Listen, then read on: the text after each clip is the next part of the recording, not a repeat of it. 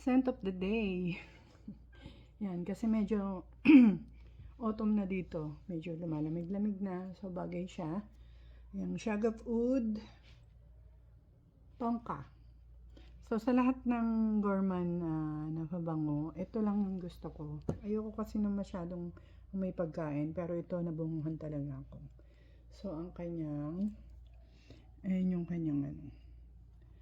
kanyang notes. Yan. So, tumatagal din to ng buong araw, tumatagal to. Ang bango. Nakain ko. Yan, konti lang. Sa buhok, sa kamay. Bango.